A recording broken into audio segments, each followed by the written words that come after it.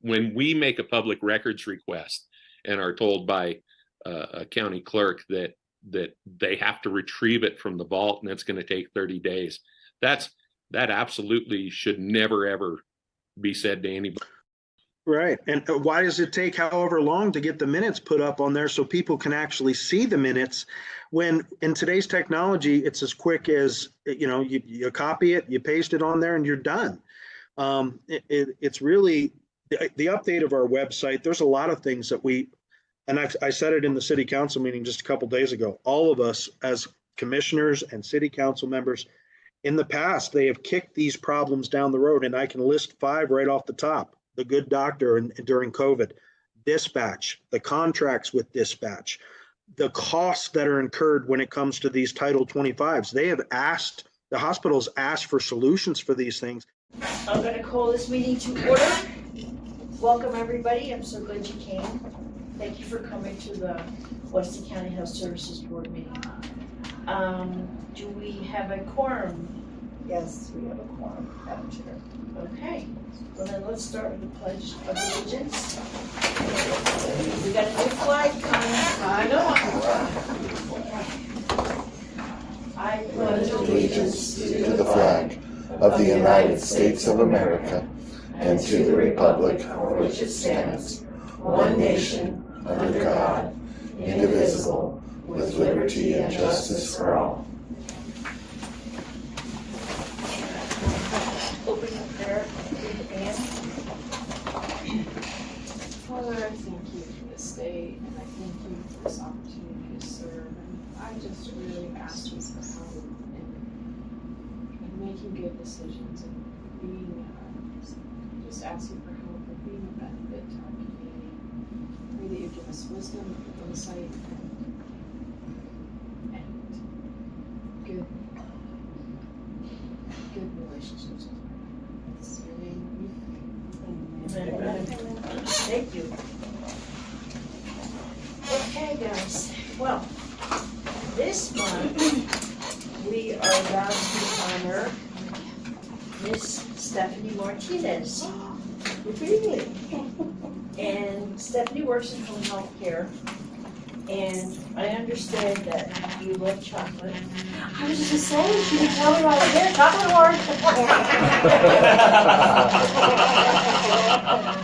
But also that she's very kind and caring, and not only is amazing to the patients that she touches in the community and in the healthcare, but also in the hospital.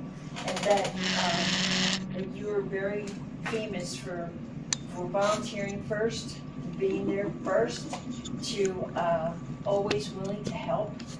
I understand that you were doing random acts of kindness with Denise yesterday. I think it was yesterday, right? It's amazing. And that you take it over to home care and the clinic, which is even more awesome. I understand that you won the Attitude Award in the past because you're always smiley and happy to help and nice to be with. So, for that reason, all the things that you do here, we have a certificate of achievement to recognize you as our board employee of the month. I am so honored. Who wrote that? I just want you all to know, the only time her cheerfulness is not very good is at 8 o'clock in the morning when you walk in the door. They always want to find a morning person, and then when they do, they're like, shh, wait till 9 o'clock. That's okay. I'm so honored. Thank you. Let me go walk on some water. Thank you. We have a whole basket at the office, she's good. Yeah, I'm good. Body by chocolate.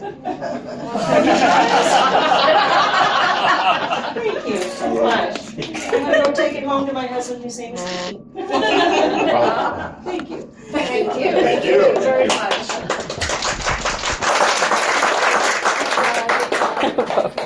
Hey, that was fun. So, and I will still be there to train. I didn't wanna totally give up because I'm not ready for that yet, but I don't wanna be on call anymore. And family needs to come first. After 28 years, they think they should come first. You're gonna have to reintroduce yourself. Until now, most of the time, they have people here from other towns, so now it's. Well, as I said to you before, I don't know how you do it. And, you know, your I love it, dedication is yeah. amazing. So, we'll talk about it some more in the future. We It's still have a really month. weird, I'm just gonna tell But you. I'm really not quite ready. I just don't want to be on call. And when my son said to me, it is time. And he's always the one who tells me when things need to change, so. He says it very nicely. Mom, no. Yeah, Well, that's amazing. That's awesome Thank news. Awesome. thanks. Thank you. And Heather will continue. Just wonderful, so. And we have a really good nursing staff for that. Okay. Thank you. Thank you. Anybody else have any comments? Okay. None being mentioned. Do we have any additions or changes to the agenda? We just need to add hospice under new business, so we Okay. can talk about how to proceed. Okay. No problem. Okay, I'll send an email out to everybody with all the minutes that we had this month, last board meeting minutes, the quality minutes, the finance minutes, and the governance minutes. So may I have a motion to approve all minutes, or unless there's changes? I so moved. Okay. Can I have a second? I'll second. Okay, thank you.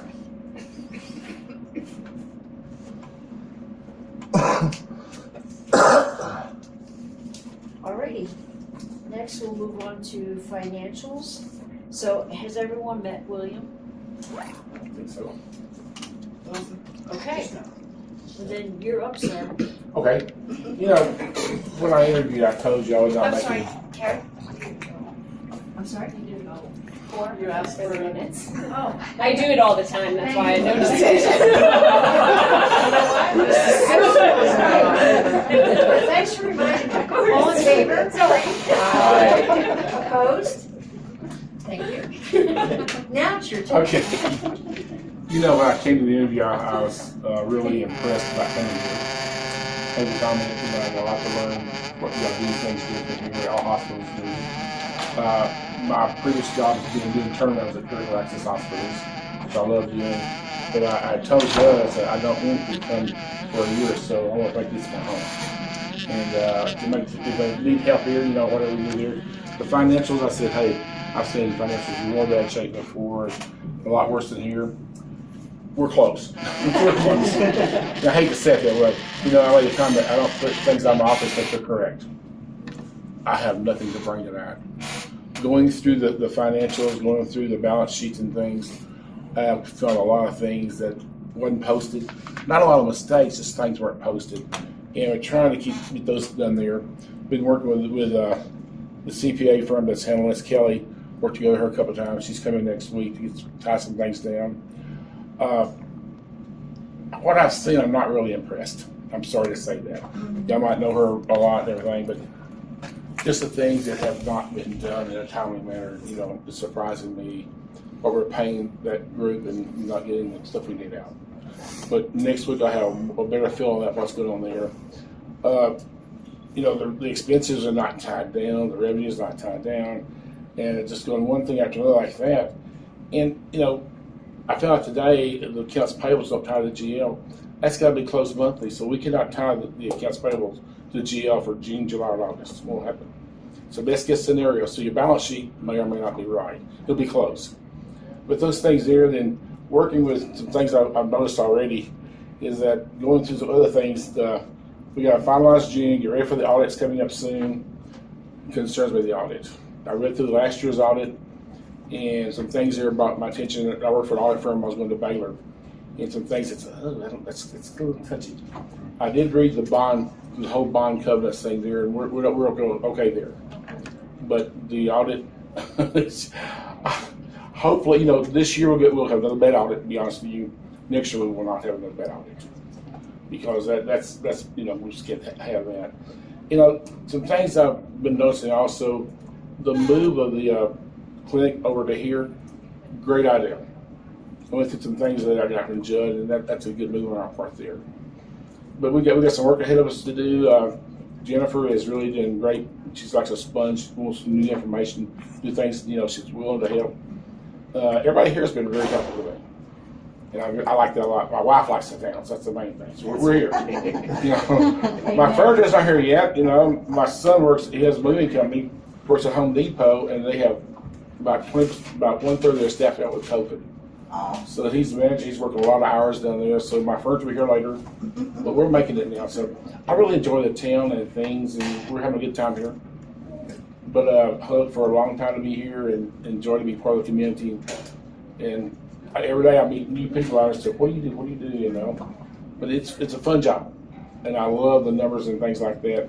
My resume shows I've been a CEO more than a CFO.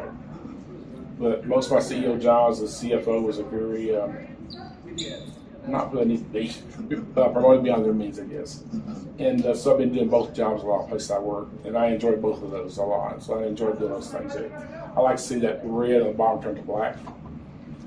We got some ways to go, and the financials I've seen through the audit, I'm not sure that they were correct there.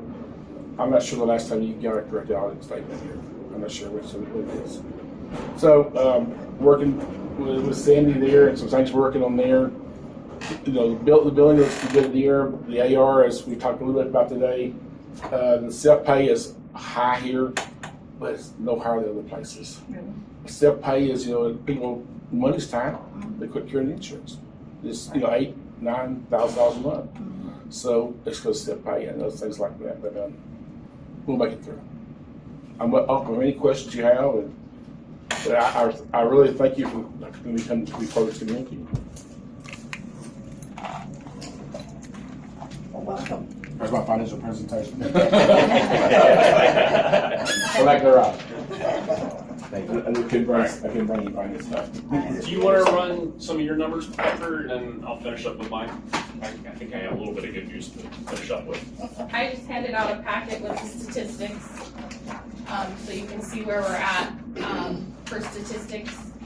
And then the overtime report is included in that packet.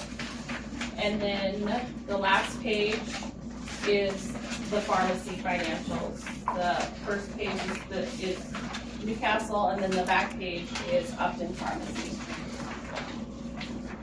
And then I didn't print it out for everybody because there's 3 different spreadsheets that have data in it. And this has hospital, Newcastle Clinic, and Upton Clinic. And so far I just have the 2023 stuff filled in. But it has total insurance collections, total insurance charges, number of encounters, and then self-pay collections. And so that's out there on the board share drive for you guys to look at as far as what we have out there for charges and collections for 2023 so far. It's for you to look at. And you plan on going back to 22? Yeah. We'll fill it in. We're going to look at trends. Carrie and I are kind of working on some things as far as financials and working on this spreadsheet and some trends. So this is under board share? Yes, under the board share drive. Question on the pharmacy numbers. When you say profit for the month, is that that's not including overhead? That's just including? Correct. That's just meds versus collections? Yes.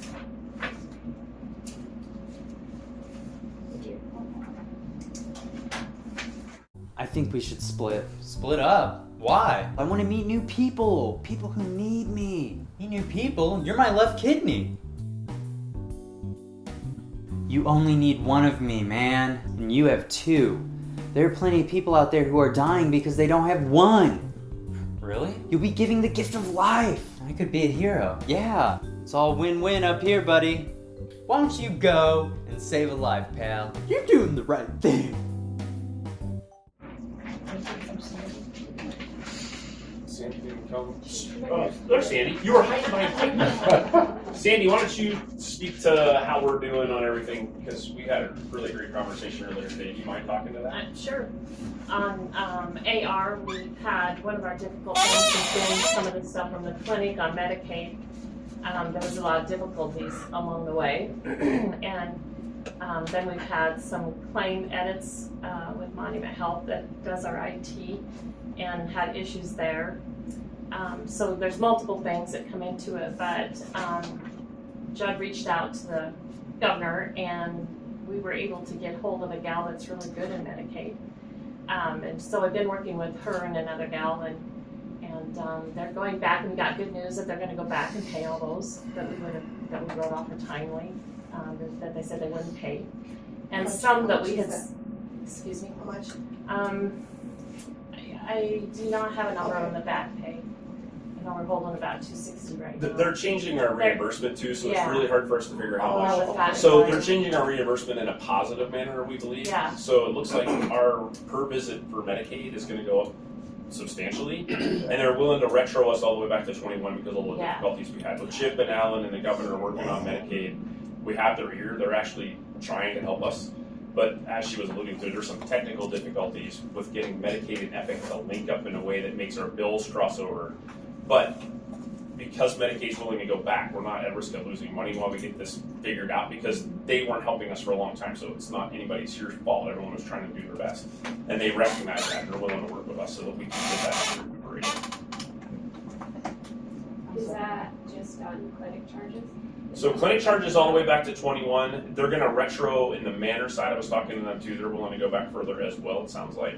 And on the inpatient side, I'm not sure if they're willing to go back or not. I haven't heard. Yeah, I don't think we have any issues there so much. They are going to be here, I think even maybe tomorrow, to visit with us about any of the hospital stuff too and review with us. So we're really excited about it. Walking through the system with her, she was really knowledgeable. Claims we did send in on the clinic, some paid and some didn't, but they didn't pay at the right rate. And so they're going to fix all that. They're going to void it all and let us resubmit. And she's going to watch it to make sure it gets that high rate. There's so many little key pieces behind there and codes, and they're not correct. And kick it out. But no, we're really excited about that. And we're working hard to get that done. And how's our new self-pay person doing? Really good, really good. She's been reaching out to a lot of people. She's doing really good. With the addition of Care Credit and Identify, we're kind of got a list going of people we want to call back. So we're excited to get that started. Our go live date for Identify is October 16th. So then we can start offering that to patients. We've come across a lot that we know would qualify for either program. So she's really excited to get that going. Kind of stalls us a little bit. So we have a huge list to contact. I'm excited too. Yeah, yeah. Well, I hope they go for it. That's the part, that's the I hard know, part. it's gonna be hard to know. Yeah. Some people qualify for one of the programs, but not the other. So we're gonna also look at, there's gonna be people that don't qualify for either, so we wanna tighten that up and have it really. We're gonna change our collection fees. Yeah, we're gonna change what we're doing and the collection agents we use, so. Current I'm collection excited agency, about it. just for reference, last data I saw was 11,000 of the 500-some thousand that are out there was what they collected for the year. So they're not It's meeting really our low. needs. They should be paying us. Yeah. Anything else? I think that's it.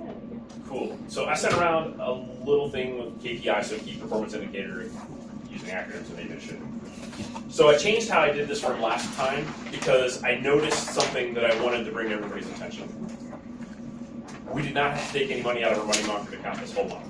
Good. And we should make our payroll on Black Friday without taking any money out of that. And so last month, we we did that too, but we had that $1 million disbursement for Medicare, so I couldn't say like, hey, this is any significant change. But this month, we did not get any big disbursements, and we made it without taking money out of the money market. Now, there's probably some extra in our other accounts from that disbursement, but this is still, to me, a success and an improvement. So I'm very elated about that. And this is just kind of some of the data points along that regard.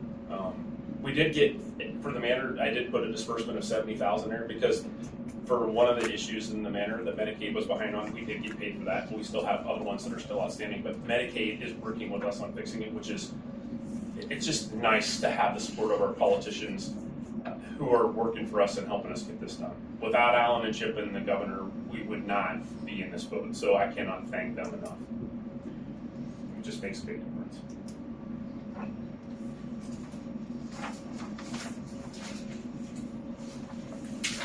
That's it for me. Okay. So on the innovation, we're done. We talked about it on inpatient, right? Always. So are you gonna be studying those trends as well?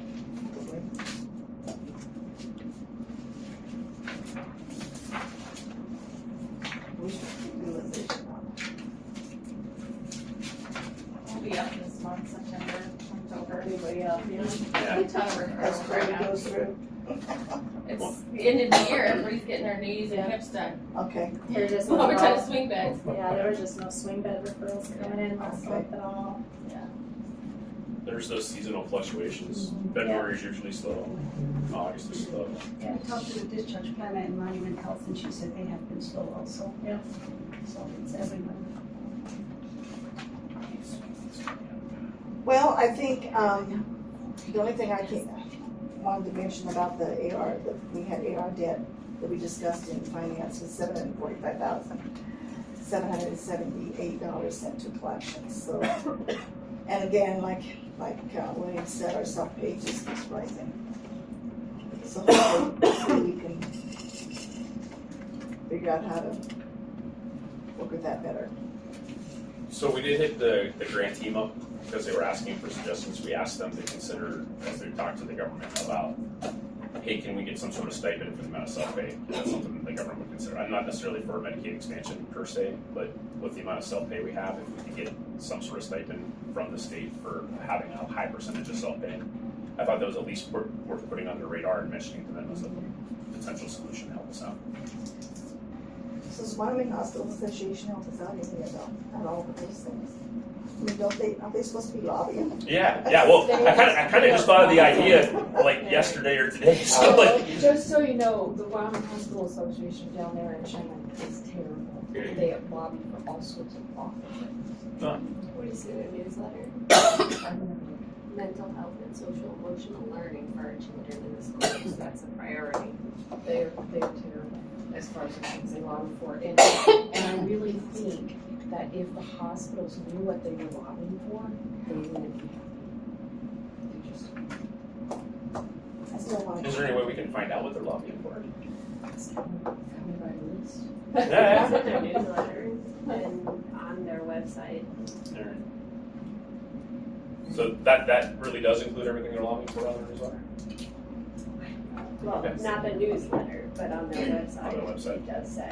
And then there's, when the legislative session gets close, there'll be articles that they'll come out and say, we're out lobbying for this and that, and I always throw up a little in my mouth. But that's why I brought it all to you guys, are we getting, a few months ago, and asked you for getting any benefit from them, because reading that newsletter, I want to throw up. So, that's why I brought it up.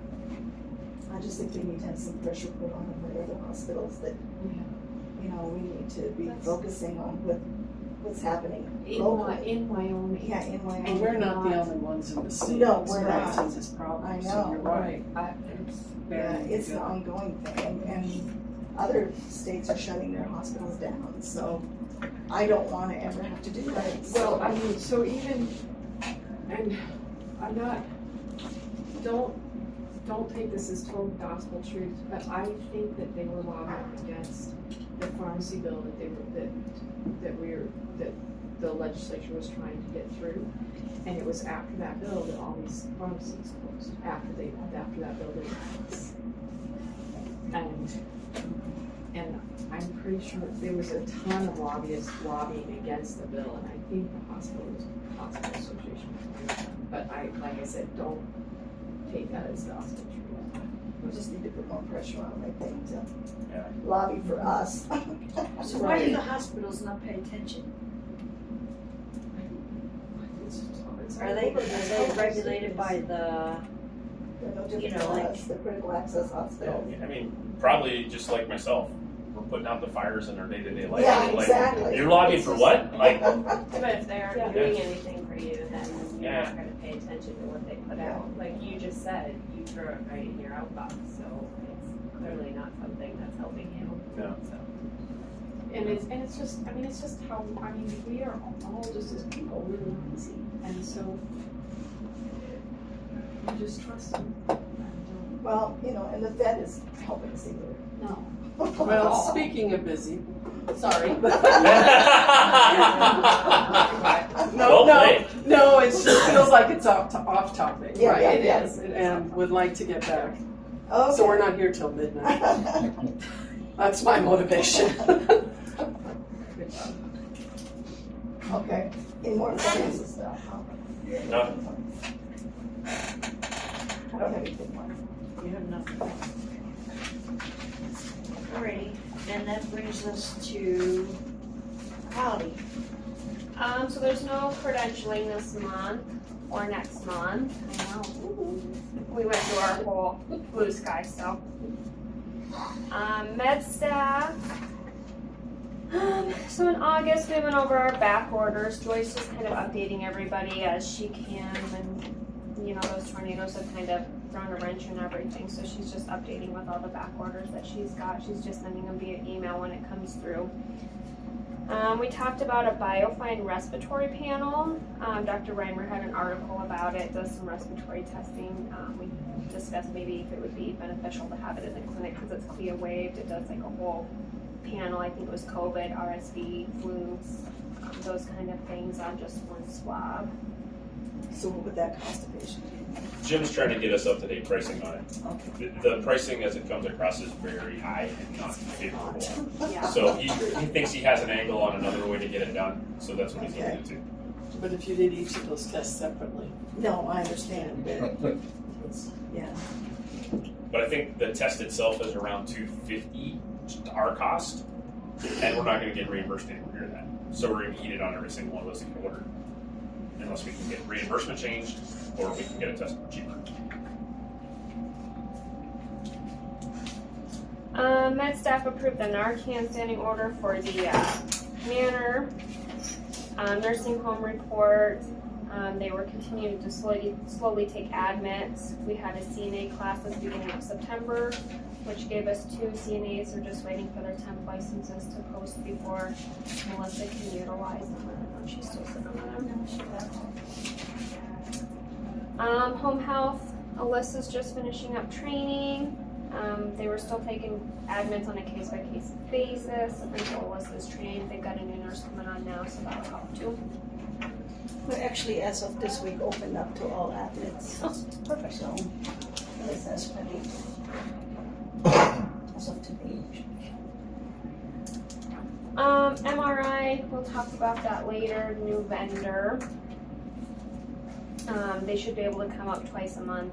They can set up at the night before and start testing at 7 o'clock the next morning. Do you know their hours?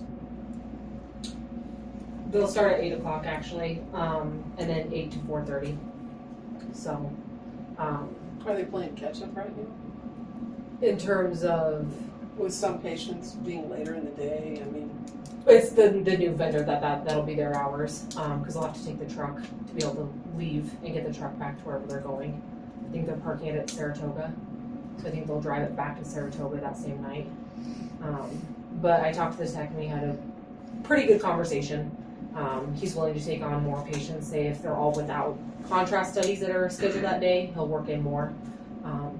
He's pretty open and willing to our workflow. He'll start all of his own IVs. So that's kind of nice as well. But this new vendor comes twice a week, right? Twice a month. Twice a month. Yeah. With availability for more as we need it. Yes, yeah. Other facilities have opened up and they started using them twice a week even and been having no issues, but we've both talked to a couple different But we have facilities. 2 vendors, so we're covered every. We're going to talk about that. Yeah. There's a fly in the ointment that we need to discuss from a 2004 contract. Sure, it's not a hornet. They're trying to make it in a Godzilla, but it's really a fly. So we discussed hospice, that Sharon's Home Health wasn't currently doing hospice, so Lacey came and, educated you guys. Therapy, we were gonna add OT verbal orders, and then overnight pulse oximeters. They don't need a prior auth, they're just cheap, so you don't need to run a prior auth on those. On quality, we went over our incidences for the month that were still pretty low, and they were not terrible incidences, they were pretty mild. We went over our current number of temp staff. We've got 1 in the lab, 1 OT, we've got 6 CNAs in the manor, 1 LPN and 1 RN. And then we went over our ED wait times and transfer times. They were down this month, just by a couple minutes, but down is down. And then we just kind of talked about the fee trail and getting that up and going, and that's on here as well. And that's about it. We have 3 manor waiting over here, so we'll get them moved over eventually. So we're kind of waiting. They're going to do some HVAC work over in the manor, so Melissa's trying to keep some beds open so she can do musical rooms when they start working on it. So other than that, that's all I got. Will they be done by on time? Do you know? We don't even know that they've Started? Yeah, they haven't started. They just are. They're still open for bids right now. Oh, Okay, from the quality committee report, basically what Kim said. Our action queues are way down, our med errors that are documented are extremely low. So we did talk about it to say, is it because it's low or because they're not reporting them?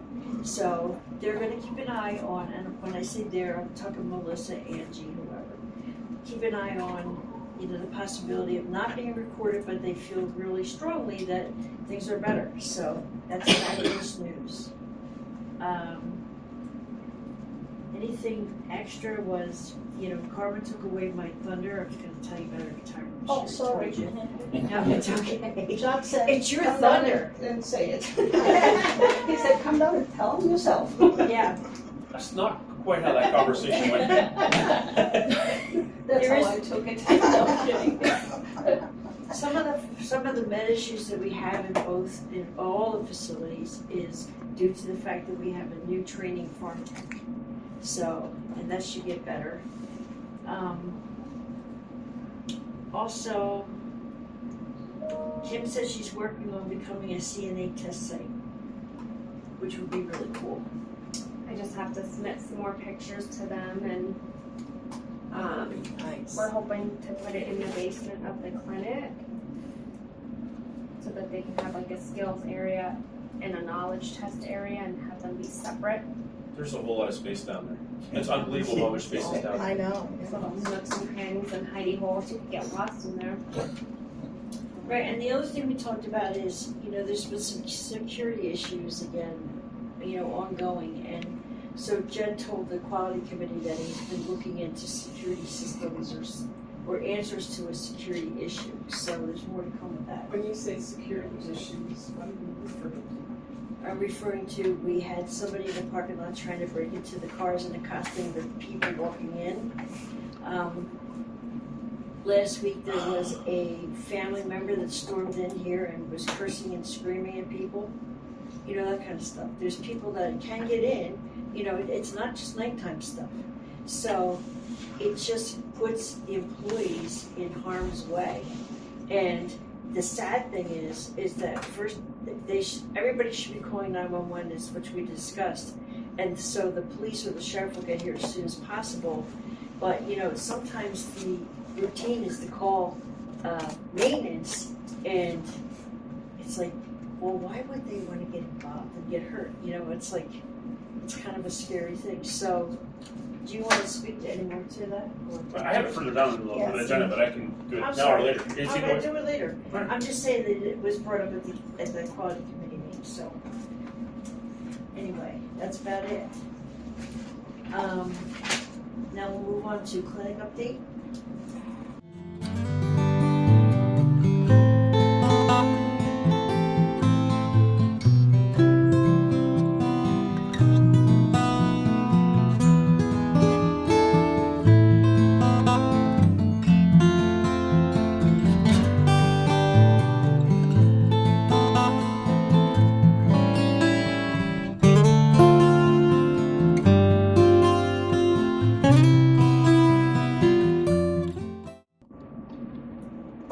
Clinic update.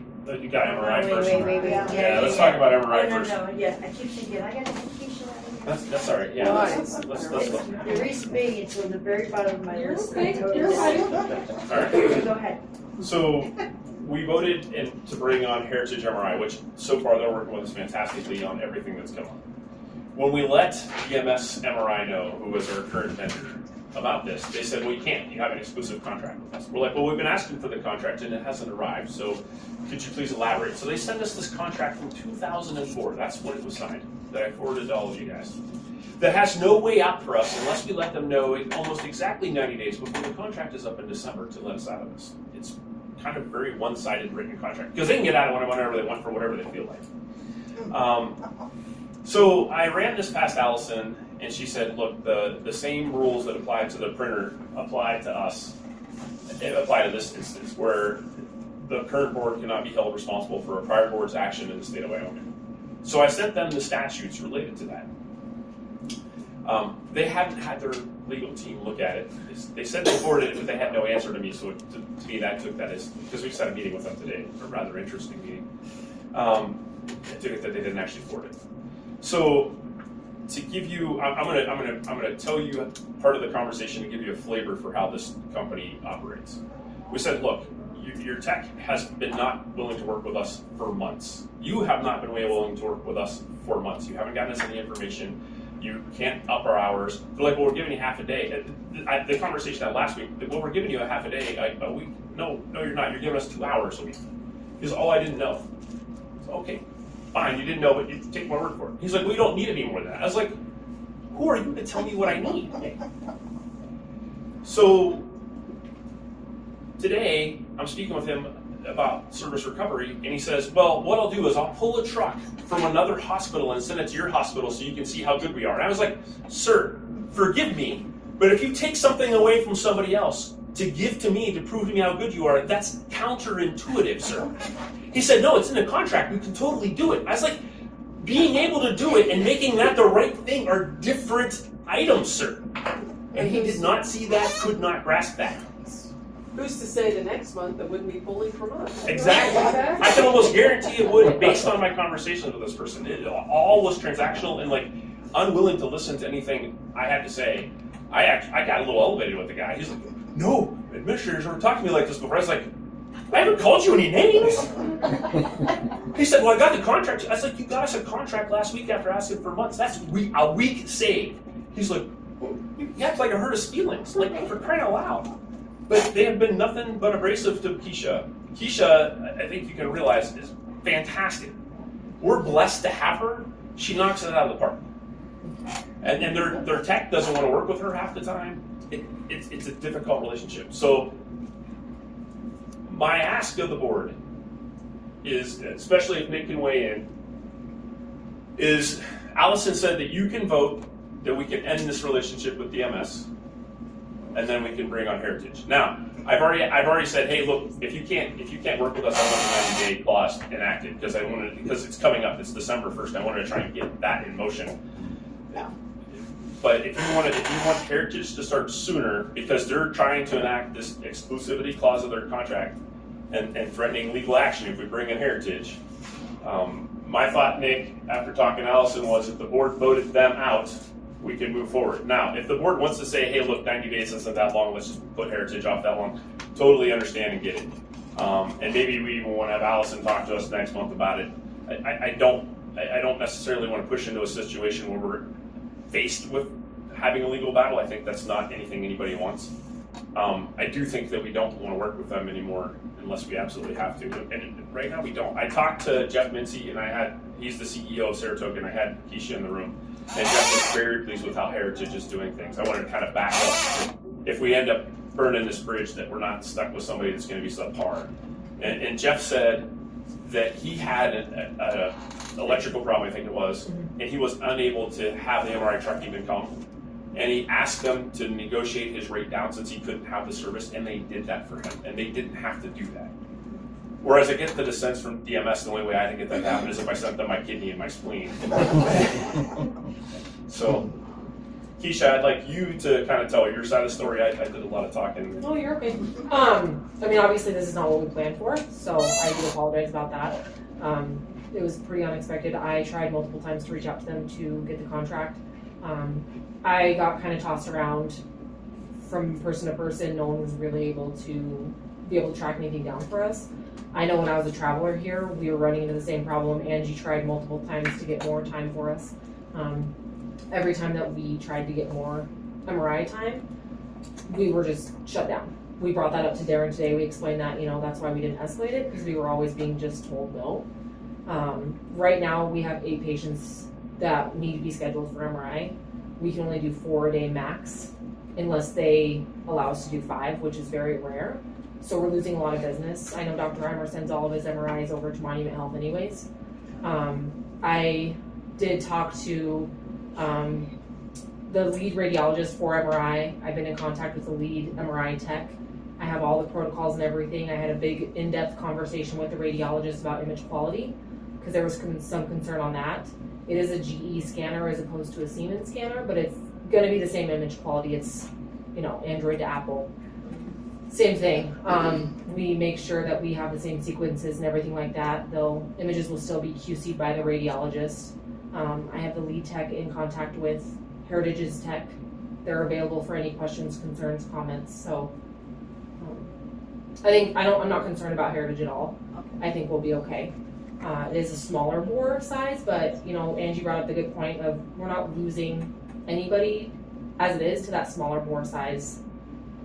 We don't have a lot of patients that are at the 500-pound mark, is what I'm saying. Right. So and one patient brought to rapid isn't right with having 4 or 5 go every. Right. In my experience, the smaller bores usually have better images at the same number of Teslas. Is the way I've always learned it. And so with the smaller bore, the same number of Teslas at the same power of the magnet, we might actually get better pictures out of this. So could Heritage pick up the slack? I mean, when we've talked to them, every time we've talked to them, they're eager to bring more services to us. Right now, we have them as every other Thursday. So I don't see why, if the need is there. Right now, we have to meet at least 6 MRI scans to make it worth it for the first 3 months of our contract. So, but say a brain with and without, that counts as 2. So anything with and without is counted towards that 6 as 2 exams. So they seem very willing to work with us. I've had, I FaceTimed the CEO. I've walked out there, showed them our pad. I've showed them everything we have. I'm in contact with their chief operations director. I'm texting the tech at all times. So we have everything set up for Sectra, which is our PACS, which is our image storage. We have the plan set up with that. We have all the IV start ready to go. So it's just a matter of dealing with DMS, of course.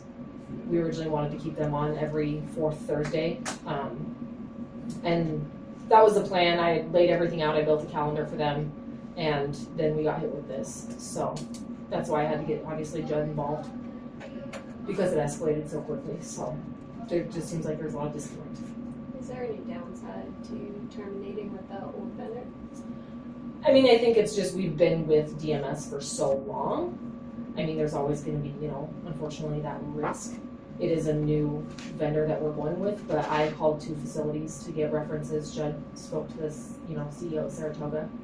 I think the biggest thing is we're going to be losing that bigger bore for those larger patients.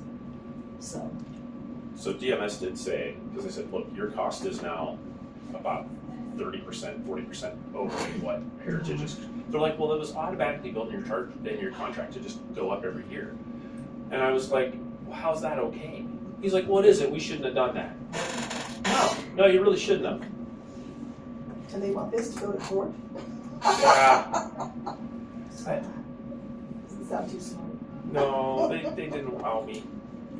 They didn't. Whereas when I talked to Heritage, they do. Now, granted, they're always trying to sell us something, right? Everybody's trying to sell us something. But Jeff Mincy, I know him well. And if he tells me they're treating him well, I believe him. I've known him for about a year, which isn't a horrible long time in the world, but it's not 2 days. So basically, we can terminate with them, or we can create another contract where we still use them to fill in where Heritage doesn't. Well, is that what I'm saying? If they are willing to do that. They have been unwilling. I asked them today, I was like, look, our main goal, if you want to service recover this, one day a month, show us that you can work with us, show us that your tech is going to behave himself, and show us that you're going to play ball. And then, when our contracts are up, we'll talk to you about using you exclusively. But we're not going to do it after one day that you stole service from another hospital to come to ours. Like, that ain't happening. So then it's keep them 90 days in term or turn them down. Yeah. Wait a Nick, do minute, you have any thoughts on this? Because this is getting in the legal realm. Yeah. Is Nick listening? His mic's off, but. Nick, you're muted.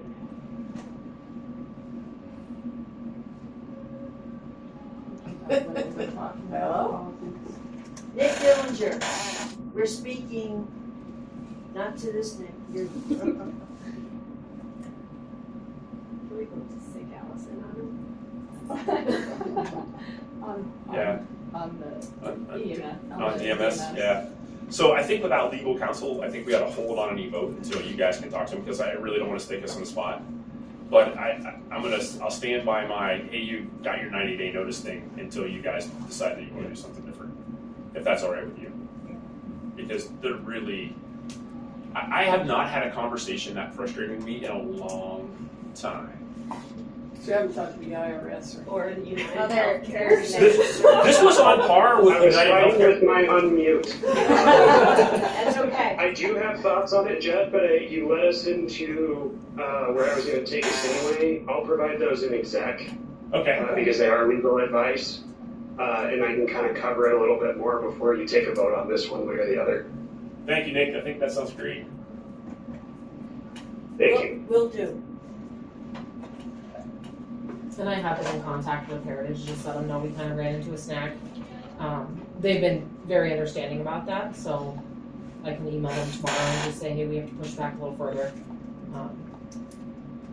Because their contract was supposed to start in the middle of October. October 12th was supposed to be, and that's our next available, unfortunately, right now is October 12th for MRI, so. If that conversation gets sticky, we can loop me in. I'll just loop you in. Hey, actually, you probably don't need to. Steve is good. It was their chief operations director who I've been in contact with, and I don't think you've met him yet. I haven't met that person. If you need me, ping me. Okay. You've been doing a great job with them, and they've been doing a great job with you. So. Okay, thank you. Okay. Thank you very much. Thanks, Keisha. Yeah, thank you. Clinic update. Okay, so we are working on plans to get the clinic over here. The snafu we're running into, because Sandy's been working with Medicare, is not recognizing the legal entity name that Mark Lyons gave us for the critical access hospital clinic. They're saying you can have a clinic and it'll be fee for service as normal, or you can keep your rural healthcare clinic. But this other entity doesn't exist. The critical access Hospital clinic that Mark Lyons had given us the numbers for, and we could bill, based on cost, etc. I've asked Mark some clarifying questions. We're asking Medicare some clarifying questions. So that is why we haven't had any forward motion. So my prior experience on this is if we get this right, there's not a whole lot of gap in our ability to bill, our ability to get revenue, etc. If we do this wrong, we risk 6 months of revenue going down the toilet. The other part is if we get it wrong and the revenue stream isn't what it's supposed to be, we need to toggle how we're going to legally name this. I think moving into the hospital is still the right answer regardless, but maybe we just keep the rural healthcare clinic name and continue to bill that way, because Medicaid has not capped what they pay us. And so Mark was saying I think $126 per Medicaid visit is what they would give us. So it's a very small percentage of patients, but that's a lot of money per patient to get. And Medicare pays us $126, and it'll go up every year a little bit. So that's our cap with them. You know, the way Mark had presented it is that cap would flow away, and we can still cost report and get that money. But we just haven't been able to verify that with an outside source yet. And that concerns me. I'm being intentionally cautious about this because 6 months of revenue is not something we can afford to risk. So, especially, you know, today I'm very hopeful with our bank account not going down. Like I feel like we're making little turns in the right direction, right? You know, I don't want to go back the wrong direction at all.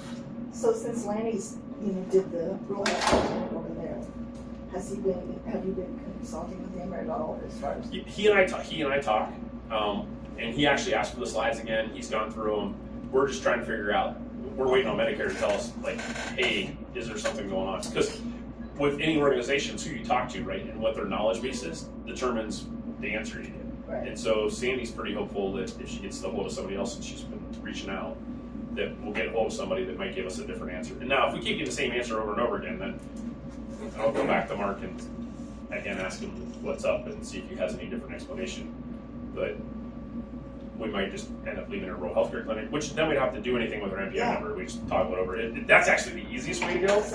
But 126 versus 250, it's definitely worth getting our ducks in a row and making sure we have it right before we proceed. But you don't know what 250 is. Hey, I don't know that 250 is real. Okay. Yeah.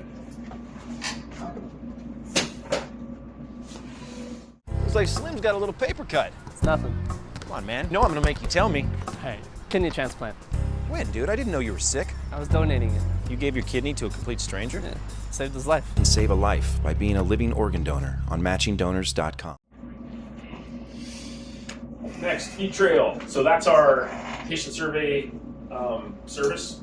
Kim, you had the most recent visit with them.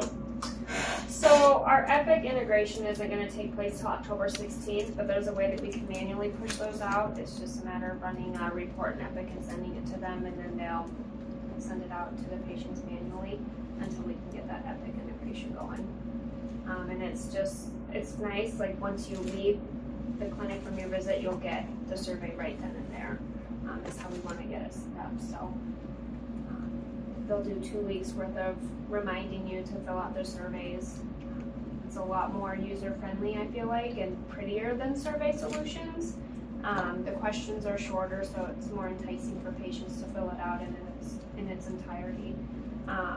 There's an option on the survey. You can click a button, if did anybody go above and beyond during your visit.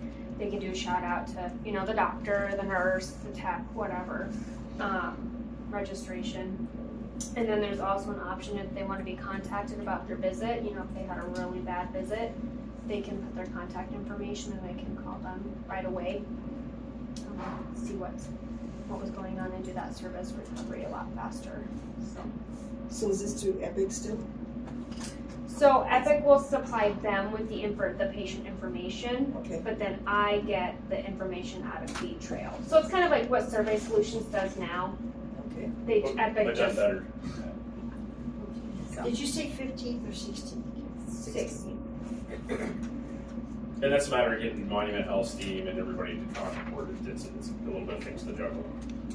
But they've been meeting with us weekly, keeping us up to date, trying to help. So they've been a good partner. Next, we got Bucket List. So Bucket List is the employee recognition program we voted for last time. That's going great. Now, I had a misunderstanding apparently. I thought we were getting rid of our Christmas gifts, and I got told that I was mistaken on that. So we're keeping the Christmas gifts, and the reason I wanted to mention this to y'all is that's 11 grand because it's $50 for 220 people. I'm sending out an email, and this this board meeting is part of like setting this all up. I'm gonna send out an email to the staff of like, hey, look, I need all of your help to get us in a financial situation where we can continue this going forward. Because we don't take anything away from somebody as a surprise. And so January 1, the continuation of these things is gonna hinge on every patient gets seen, not, hey, why are you here? I don't think you need to come and seen today. That kind of stuff doesn't happen anymore, right? So we can be in a position, both culturally and financially, where it makes sense to do that. Unless you guys have a different opinion, then that's cool. But like, 11 grand in Christmas presents was a lot to me, and I understood it when we were coming up with this. That was going away, and that was part of how I built the financials out. Yes, ma'am. I don't understand what you just said about employees telling people not to come. What I don't understand. So I've had a couple instances where I've heard where providers and some front desk people have said, "Why are you here today? You don't need to be here." It's not a welcome comment in my bucket. Seems to be more and more rare. At least more and more rare that I hear about it. But hopefully it really is going away. Yeah. And I think a lot of stuff is getting better. You know, Kim and Piper and Sandy and Carmen and, you know, Angie, all these people in the room, Charlotte, they're all working really hard on changing the culture here. And I applaud them all. Like, Charlotte is there for people every day of the week but Friday because she has a family thing. But you know, it really goes out of way to help people. So when it's speaking of that, when is HR going to start? So HR has a couple more things they have to do, but they've actually started. They did a recruitment thing for us today in Cheyenne. Jana did. So she has to finish out another month worth of stuff at home, and then she can come up here. And did she close on her house? She's waiting on one more thing. She's up here. Yeah. So she has an offering on a house. I think it's the one up on Grandview, if I remember right. And so November 1st now. Yeah, November 1st. But she's working part-time at home. She's reviewing policies and doing some stuff. These dates are outside of her control, so I don't want to share in a public forum what's going on. It's her life. Sure. But know that she is working very tightly with us, and everything is legitimate. When did she officially start? Part-time at home? Last week. Okay. Like this pay period, so the paycheck on Friday, she had me put hours in for her. She's been doing some policy review for us. She started working on some evaluations where we're kind of revamping the employee evaluations, and so she's reviewing those for us. And then she did that job fair. Great. Yeah, she came up this weekend, and this last week I picked up all the stuff to go to the job fair and do that for us, because it's a big job fair in Denver. Not Denver, Cheyenne. I did one of the little ones 2 weeks ago. Was it 2 weeks ago? There were like 30, 40 applicants there. We got 3 resumes out of it. The recruiter said that he was going to send our information out to all the people that he met that didn't want to join up with him. And so I thought it was very beneficial even for the couple hours that I spent there as far as trying to get some people in the door. Yeah, I was in Cheyenne. Yeah. They're like, "You're from where?" And I was like, "Well, I'm from Weston County, and it's beautiful, and you should come up there instead of staying down here." In the Windy City. Yeah. True.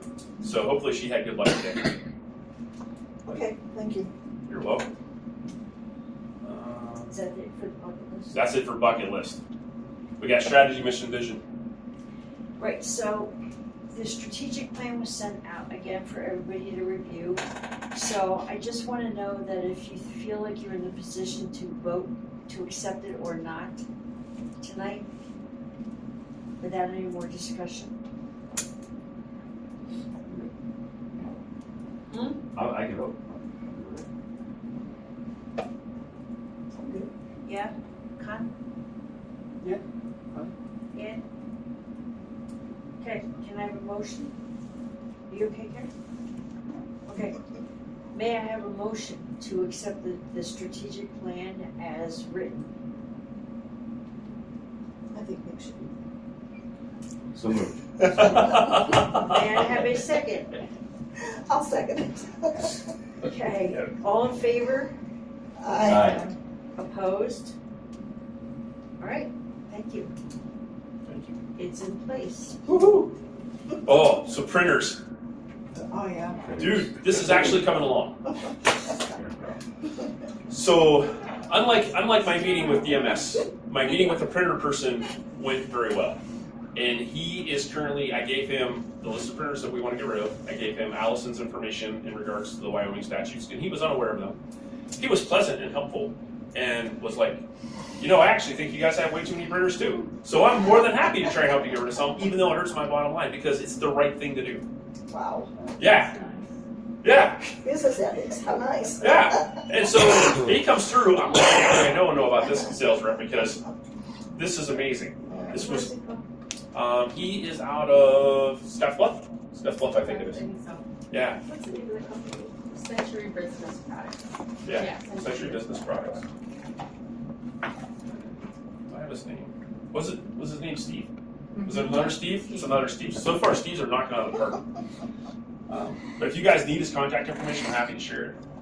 I just don't have it with me right this second. But he's very pleasant guy. So hopefully he comes through for us. So because some of the contracts are through Wells Fargo, he's going back to them to see what he can get done without us having to like mix an entire contract using those statutes, and just see if we can do it amicably. So.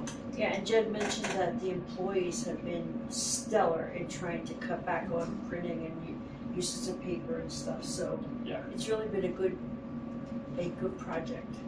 The business office alone eliminated a ream a day that they were using. Wow. And the process they came up with is faster and better than what they were doing before. They're actually ecstatic.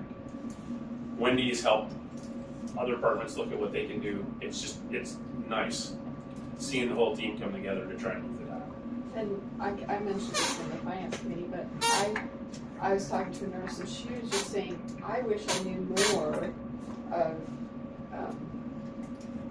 more ways that we can help as staff. And so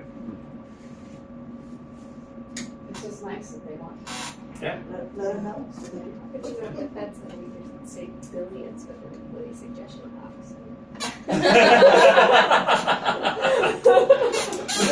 Well, on top of that, remember we also said that the employees want to know about the finances and want to know about why, we take something away or what we're spending. So that email that Jed's talking about with the Christmas thing is a good plan. Let them know. Yeah, and so I had to include financials on there, and Leanne suggested I do, so I'm gonna add that. And I wrote it like early last week, and I kind of sent it to a couple people to review it and send it back to me. And now I'm mulling it over, and I'll send it back one more time because this is one of the things, like, you can't ever take it back, right? Right. If I send it out and somebody takes the message the wrong way, I burn a bridge, and that's not what we want to have happen. I want people to take it in the spirit that's meant, like, dude, I want to give you everything I can possibly give you, but we need a little bit back right now. So. Okay. New business. All right, looks like it's all me still. Okay, we got hospice, and so how about we talk about that first, or do you want to vote about that later, or is that now okay? Now works? All right. So Lacey Hospice, if we can vote to accept that contract, that helps them get up and running, which really, I think, helps our community. Even though financially it's not, as we've already talked about, it's not going to make us money, but I think it's one of those right things to do anyway. May I have a motion? I'll move. Second? I'll second. Thank you. All in favor? Aye. Opposed? Okay, so moved. Thank you all. All right, go ahead. We skipped discussion, so I just have a question. Oh, my bad. Sorry. My question is, are we able to use that contract or hospice care for long-term residents whose home is the manor? Everybody can? Yes. Okay. Yeah, that's the way I understood it too. We need to revote. I'm good. I'm Okay. still a yes. Awesome. So now we got lead skilled nursing facility closing. So this is unfortunate for them, but their lead SNF is closing, and October 12th is the last day, right? Right. Yeah. And so we tried to actually go in person to snag employees, but they told us we weren't allowed after they told us yes originally. So what we've done, Denise is brilliant.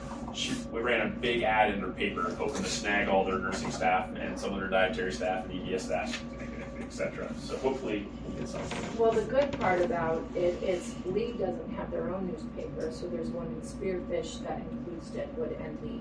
So we have a nice wide span, and it's for an entire week, and I can extend it if we want to. Did you include Mondale too? Or just us? Just us. Okay. But we'll share. So you all are not aware of some events that happen. Right. And so I guess this is a good segue. Let's just talk about it. So one of the CNAs in the CNA class from Mondale decided they wanted to work with us instead. Due to not any coercion, they just decided they did. It resulted in a discussion between myself and Dawn that actually ended with fantastic collaboration with them. So while I was down in Cheyenne, one of the people said they might be want to work for him. I gave him their resume. He has, in return, told us about lead sniff closing. Like that was him that told us about that. And so if we get any reports from this, we'll share with him. We're trying to make this really collaborative going forward. Right, just when we were supposed to go there to the facility, we were going with Mondale too. Yeah, they had invited us to go. Yeah. We were going to ride in their van with them. Right, so go ahead, I'm sorry. No, but it's just, we're also starting to talk to their pharmacy about some 340B stuff. We're trying to see how we can work together to make things happen in a positive manner.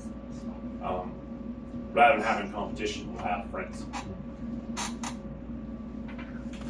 I think that's a good idea. I think it's a great idea. Yeah. I think that we should definitely do a lot more of it. It's a small community and there's only the two of us. Yeah. If we all rode together, man. Yeah. The newspaper idea was genius. Oh, it was originally Jeff Legger who just ran it. No. She's our newspaper queen. Okay, so that kind of ties into employee recruiting.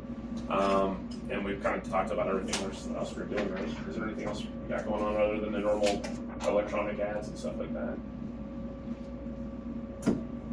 Did you tell them about, so there is one that I'll leave that Jeff gave me, it's with just a, it's for healthcare. I forget the name of the website. The red balloon? No. No? No, that one. Oh yeah, the one from the state. Yes, the one from the state. So we're on that one and I keep that updated. I don't know if we've got any leads for them. But it's free.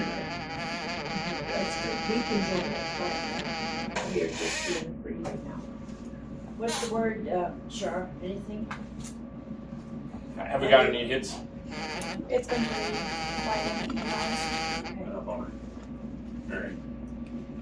Employee assistance program. I want to bring this up because as far as I know, we do not have a normal employee assistance program, correct? Correct, we have talked about it. We had a quote for it probably 6 months ago. Yeah, it was a while ago. Yeah. What I would like permission to do, and I wanted to talk to you all about this first, is I want to pursue getting as many different quotes for Go Plan as possible and talk to that. So an employee assistance program, for those of you who don't know, is the ability for an employee to get counseling for free and something going on regarding professional and home life to help get them over humps of difficult times. A lot of places have them. Unfortunately, they're not free. I don't know what their cost is. Do you remember what the cost was on that one 6 months ago? I'll have to look. It was like, it would take our, because it would be through Unum, and it was, I think it was, would take our monthly cost from $6,000 to $15,000 a month. So it's pretty pricey. Yeah, but that was just because that's what we currently have for some of our benefits. We didn't get any other quotes. Is that the what you call Unum, yeah. So they have some of our, that's what we have our, like our additional life insurance and stuff through. Right. And, how much is that a month? It was, I think it was 15,000, wasn't it? I was gonna say 11. Yeah, it was like from 6 to 11, because we had thought we had it, and then after Charlie left, we had referred an employee to it, and they called and they said, you don't have it. Yeah. And so we're like, well, what does it cost to get it? And so then they sent us quotes, and it was a significant increase in the monthly cost. Yeah. So. How many people use that? Huh? I mean, We don't know. It's all anonymous. Oh, so it just. Yeah. Oh. Yeah. So, and if all, and I guess if all the quotes come back like that, what I almost wanted to ask is if we could pursue some kind of collaborative with the other small hospitals, if that's possible. I don't know what the legal ramifications of that are, but there has to be a way to get this done so that we have something to offer them. Don't we have a mental health group that we work with? We don't have a mental health provider. Well, we have Dr. Gomi for the Manor, but that's. Well, we just have the Volunteers of America. Yeah. Yeah, they do too. yeah, but it's based Pretty on good income, right? IDP or So we have psychiatrists, psychologists that we work I'm gonna with. take this. For our patients, yeah, and their credentials. Yeah, we have the telemed one and for that's the through Volunteers Manor. of America through the Mental Health Center, and then we have the ones through Frontier Psychiatry. Okay, so couldn't we work with them to almost be self-insured? You ask them to possibly take care of our people, possibly, and bill us, which would be less than $6,000 per month. Yeah, I mean, really, we should be able to find some sort of plan that's $50 per case or something like that. All I want to do is I want to make you aware that we don't have it. Mention that I think we should look into it and get working on that. I think the most important part is make sure they're still anonymous for our staff. Right. Oh, yeah. So does that sound okay to you guys? Won't necessarily take any action on it, and just get more information and get some quotes and figure out what Does our our health options are. insurance cover any of that? That'll help. Yeah, it should. I guess I don't know for sure. I'd have to check the policy to see, but it should cover some counseling. And there are, you know, for like there's the Wyoming Professional Assistance Program for those people that carry licenses that you can refer nurses and therapists and those types of things too. That is free. But you know, if you have a housekeeper that has a death in the family or something and they're having trouble grieving, you can't refer them to the Wyoming Professional Assistance Program. So you don't have really anywhere to refer them, and you know their income is such that mental health center might not be an option. So. And most EAPs are 24 hours a day. So if you're on night shift and you're like, holy cow, I just cannot handle this anymore. I'm going to go play in traffic. You can call them in the middle of the night and get help. So there's a few resources available. There's just a gap.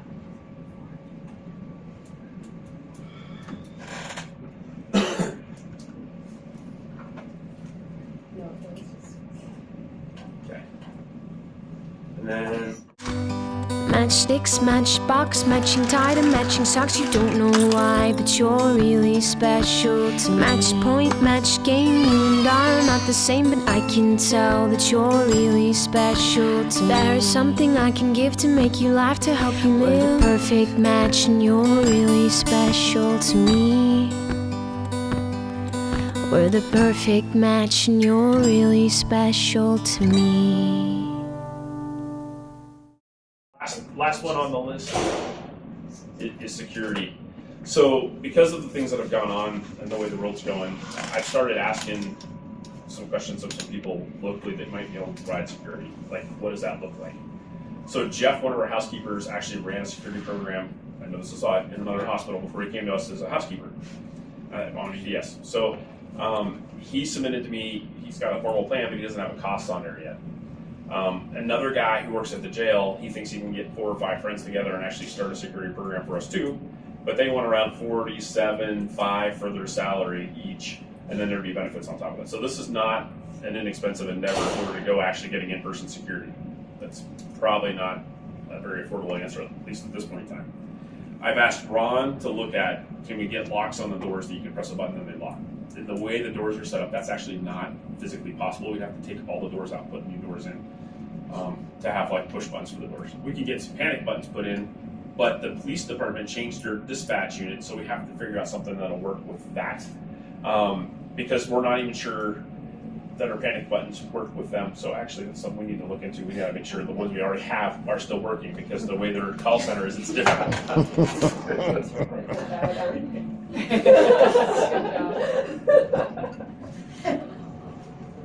But I mean, how big is the security? I mean, how many incidents, I guess, in the last, let's just say last 6 months? I mean, well, we've had 3 in the last month, right? Maybe the last Angie. month. We just had 3 in the last week. Last week. Yeah. So it's part of that. I mean, it's been a concern for years, Right. especially with night shift. It goes up and All down. women, yeah. What's the protocol now? Just 911, just call 911 or whatever you need to be like. But what happened? The one person was struggling even to get 911 called because like you're like, do I lock the door? Do I not lock the door? Who do I get to help? You know, it's tough in the moment to remember to call 911. You'd think it wouldn't be, but it is. And there's so few people at night here. Yeah. And so we've had the nurses start locking the doors earlier, so that's great. And then the one locked when family comes. So they used to lock them at 10, they're now locking them at 8, right, Ange? What? They're locking the doors at 8 now? Yeah, 8 or 10. I mean, it's kind of, they're dependent on what they want to do, but they know they can lock it as soon as everyone's out of here. They know that. Yeah. They do. So, again, this is one of those things I wanted to mention. I'm trying to work through getting some more firm numbers, but I don't know that in-person is the answer because it's going to change our liability, et cetera. It's expensive, you know, but I just want to work through all the possibilities and try and come up with something that makes sense because I am worried about the staff, especially at night. We should make sure that we're telling them all of them. What's the different training? Well, I think they know that, but I mean, just a scenario at nighttime. You have 3 women. Someone comes to the door, in one case, got in and is manic, and you're trying to calm them down to protect everybody else, including your residents. Who's calling 911? Because they're not supposed to have their phones on all the time, so, you know. Yeah, I get it. It's not part of your training either. It's either. No. We're more trained to take it rather than dish it out. Right. I mean, can we have the police station their trooper here at night? I mean, is that something we can do? I don't know how that stuff works. They won't. I'm not sure they have any. Yeah. I guess another thing you could look into, and I know it's not a lot, but you know, maybe if we ran a report about on nighttime how much you're actually calling in for flights and stuff for your maintenance staff, because then that would go away, right? Because they could set up that essentially, so that callback time would go away. I know it's not a lot, but what she's saying is defraying the cost of having security at night because we wouldn't have to have the maintenance team coming at night for a lot of things because we have security people doing those items. Well, it sounds like if you're going to have security, maybe there's some other job they could be doing as well, utilizing them in different ways. Purpose. Yeah, otherwise, there's plenty of nights, there's nothing to do, except harass the nurses. Was there training, if I'm wrong, where we talked about this, it was a spray or something that we talked Yeah, about? Yeah, we do have a spray. And was there people coming in to train staff on how to use it? Yeah, so they're trained, they have it, they're all signed off, it's ready to rock and roll. We're far from defenseless. Right, So, but having that and then using it are two different things, you know, even if you're trained on it in the moment, it's kind of hard, but that's not always the end all be all. there's quite a few of them I think would do a very great job. Again, that's not what they're trained for. Exactly, as I'm trying to access in the moment to do that, it's not easy. And I'm always of the opinion if we wait to have a discussion until something's happened, we've waited too long to have a discussion and start thinking about it. Do you have cameras? Mhm. Is there cameras outside? Cameras all over the place. And they all work. But they're usually not looked at until the next day, so. The nurses monitor. Yeah, we have them up all the The time. nurses have that big screen up there, it's monitored. Okay. If If there's somebody's no there. one's watching Yeah. it. Yeah, that is an issue. Ange, do they ever have the opportunity that if they see somebody, they don't let them in, call the cops and then let them in? Of course, Yeah. But like 80% of all workplace violence happens in healthcare. 80%. We're by far and away the most likely target. Well, like I said, the 2 incidences that I know of this week was in the daytime. And I think Cindy, you were involved, right? So wasn't it the fact that it was like a shock and you what do I do? Yeah, we were like, because we were always trained we have to call maintenance. So I said, get maintenance up here right away. To help. And I'm like, I don't know how to lock the door. And so then the individual looked like he was leaving, but he didn't leave. And it was really kind of scary. And I know I didn't act probably the most proper on what we needed to do, but I was like, you guys said we need to call 911. And about that time, a car came out and picked him up, so. Yeah, they told me a black That was- Suburban flew by and he jumped in as it was moving, and I'm like, He did. wow. It did. So it was kind of frightening because we also had a patient close by. And so it was like, I think we better pull people in, yet it was happening so fast. That's You what know, I It was mean. the first time I've experienced The anything same- like Same that. scenario with the fire, you know. Yeah. Fire, practice fires Yeah. all the time, Yeah. drills. Maybe we should have a drill for perpetrator. And I've been That's a on great the other idea. side when staff have asked me what should we do, and I'm like, well, I think we should call 911, but I was involved in it, and so Right. it was, Yeah. you don't always think of that right away. Because it doesn't happen that much. No. As far as you being involved in Yeah, that situation. and I stayed and watched, and he was leaving, and when it kind of hit, I was in that spot, but they just hit me. It's like, oh, he's still there. And the scary thing is if 911 is busy somewhere else, it's not as if they're overstaffed either, then you have nobody coming. Yeah. Right, and he was gone before they came back. Car picked him Well, up I right just away. think about the sheriffs. You know, Weston County is so huge. If they have one sheriff on, they could be in Timbuktu 12 before, you know what I mean? It's just. I had a perpetrator at 2:00 in the morning knock on my door, and I called the sheriff, but I live in Osage. An hour. Wow. Do you want me to finish that story? No, I don't. I mean, I kind of like the idea of the training. I know we do Tech 1 training when we're at the school district because we've got so many, incidents with schools anymore. Yeah. And they put us through it, and I feel pretty confident. Different scenario, I don't know if there's something that exists like that or some type of training outside of just spray. But like, you can't really shut your hospital down. We like to take the whole school and do this like for on a Friday or something when nobody's there. And our students do it too, just to get used to that. And it's unfortunate you have to do this, but it is the reality of things. It's a sign of the times. So if you're not adjusting, then I mean, like you said, it's too late if something happens. So I don't know if there's something that exists in healthcare or what are other districts doing? So Kristen is actually working on getting us an active shooter program up, and I think it's gonna be in December. Okay. Or December or January. So we have that in motion. But, to me, that's like part of this, the solution, but not the whole thing, And do you remember when the hospital offered self-defense classes with Travis Elliott? Yeah. Yeah. And that wasn't bad, just to kind of think about the things you should be doing. And I agree, those are good things, but then when it comes to healthcare, it comes on liability on the staff too, Yeah. What other districts doing? Are there other like hospitals our size? Do they have programs or do they have solution or at least something that they do? I don't know. As far as I know, a lot of them don't have active security. This can't be just here that's dealing with this. It's got to be a problem elsewhere as well. So I'm just curiosity what they're doing. So interesting.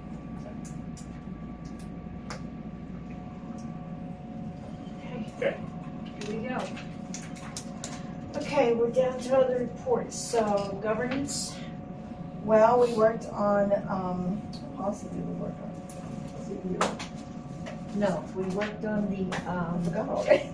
No, I forget what it's called though. It's a very weird name. But we found that we already had a policy. And we have a we were Oh, it was supposed to. contributions. Yeah, it was Yeah. supposed to be a policy on contributing Yeah. to different things. Well, it ends up, I was doing policy stats that day, and we have a policy. So, but what we don't have in there is a sum. Right. So we just added up to $500 to the policy, and I think that was it. Oh, no, and we took out the printing part. Right, because we were, in that policy, it said we would do free printing.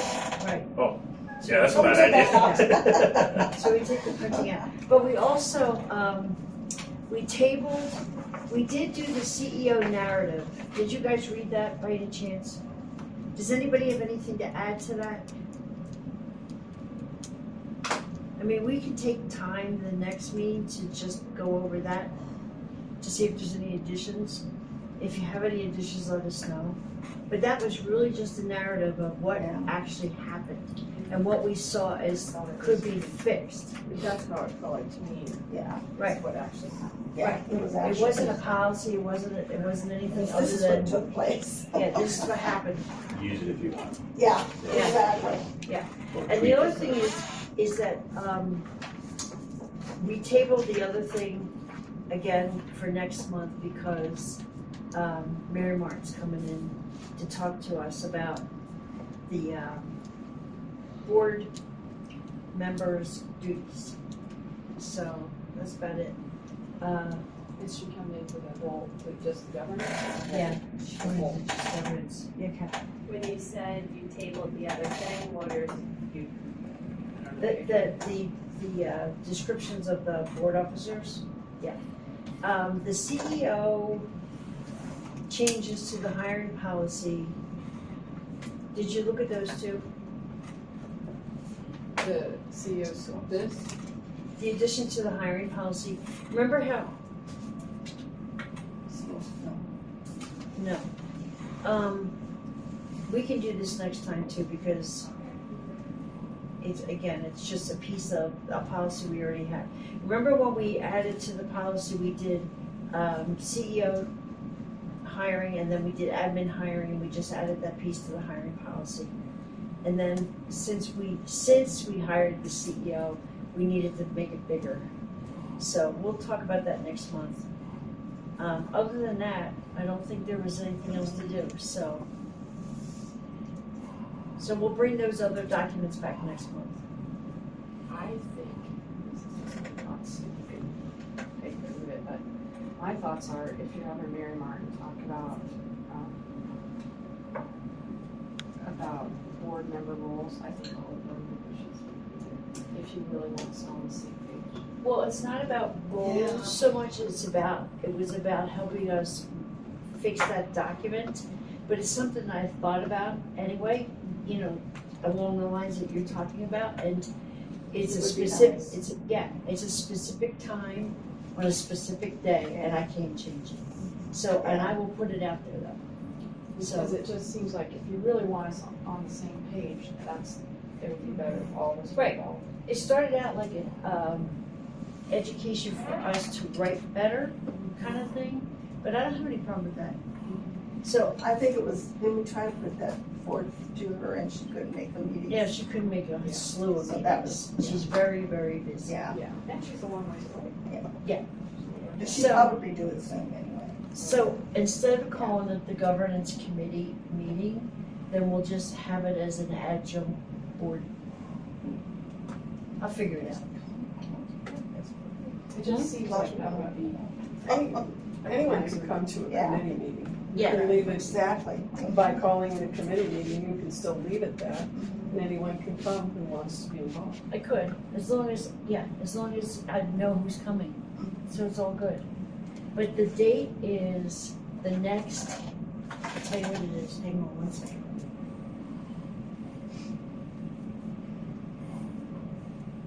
It's Wednesday, the 18th at 9:30 a.m.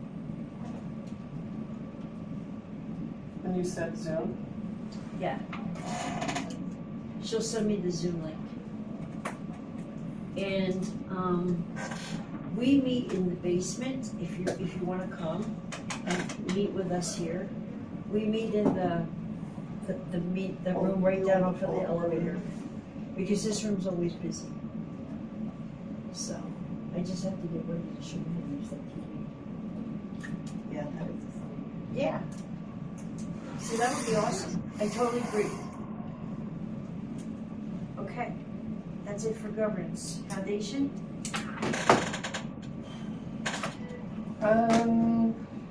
Basically, well, I think we've talked about different opportunities for fundraising for the foundation. They approved some scholarship money. And as a result of that, we had further discussion about defining that a little bit better and possibly forming more of a committee. Several of the foundation members didn't, and I understand, didn't want to know names and so forth, but it was decided that it would be better to have a representative from foundation and hospital that could present the applications and talk about the pros and cons and so forth, because we have limited money. Who would the hospital person be? The CEO was one, and I don't know. I mean, we're still talking about that. The other was changing and working on bylaws and updating those since they're, yes, they're ancient. They're even more so than ours, so working on that. We did not meet this month, but we'll be meeting October. So Denise, can you think of anything else?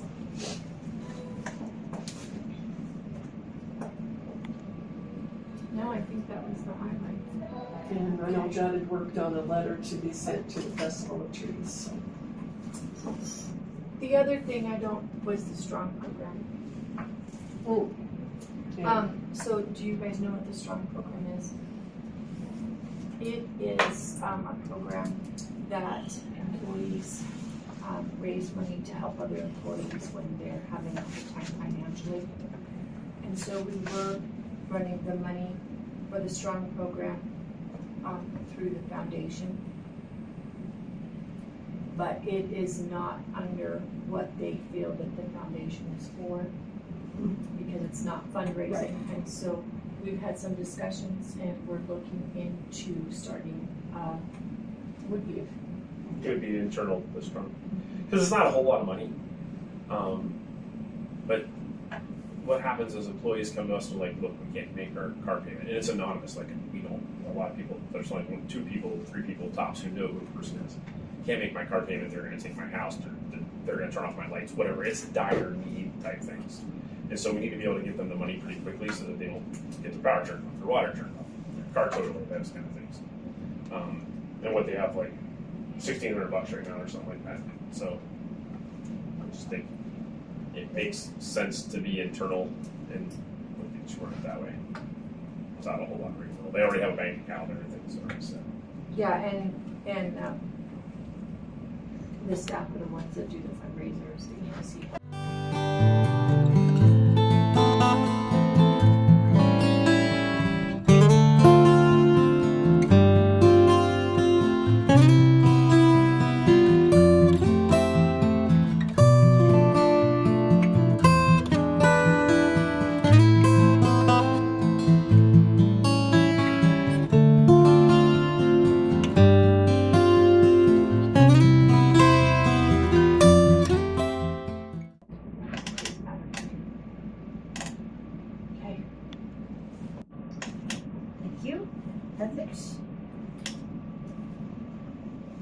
That'll have to be you. So the biggest thing that we talked about was the people coming to the manor that are too. And so this is sort of an apology halfway, because we kind of made a decision. Yeah, committees don't make decisions. Well, it was already a policy. Yeah, we were just running it through ethics. It's the trouble is they were having people wanting to come in to the manor that were weighing over 300 pounds. So we just And they're there sometimes. Right, and so we just said they can't. Is that Yeah, so right now the policy for admissions has a criteria of 300 pounds or a BMI of 40. And so we just wanted to run it by the ethics committee because, you know, we've had some people that meet that criteria. So we just visited about, we might need to do some education with the community of why. It's for the protection of our staff, also the equipment needs, different things like that. We also are gonna work with the therapy departments to see if we want to layer that to dependent on mobility as well, because, you know, if they're total dependent versus walking and mobile, that's something that we can look into as well. So we're going to work on education at the senior center. And kind of like an LT 101. Yeah. I mean, the truth is that we have a neighbor who's, I would guess, I bet he weighs 300 pounds, but he's fit as a fiddle. You know, which obviously when he's get old and can't move, it might be a different story. That is the problem. But still, it's not a cut and dry. Right. There's still going to be a policy that have to come through us Is that the Well, plan? this has been in our policy for It's a about 3 change. years, A 2 change. years. Is it a change in policy? No, it was Oh. basically running it through the ethics committee to see if you guys had any thoughts on that. That we had that admission criteria. Do you receive at least a discussion with them? Yes. Yes. Hi. Hi. Hi, Melissa. I had to join from home. I was in on the ethics committee, so I just wanted to chime in real quick. Like Angie said, we're looking at revising it, going with a PTOT, because some people, again, can be 300 pounds and be fit as a fiddle and able to move, but other people, if you're a paraplegia, hemiplegia, it just becomes excess to move. And our gals and guy, they're not able to move those, and it's disruptive to our workers. So I think there was a stigma out that we were just turning people away because they were obese, and it's not the case. We were definitely looking at our policies and what we had in place already, and so we want to just add like an addendum to it, like if you are mobile, you can stand, turn, pivot, and then we work with you in a restorative program to be able to walk, like maybe with a dietitian to go on sort of like a special diet and everything. So like she said, we just wanted to get it out there that we're not just turning people away because of their BMI or their weight. It's just there's a lot of factors that go into it. Okay, great, thank you. Is that it? Yeah. That's right. Okay, I don't really have any communication. Any more comments from the board?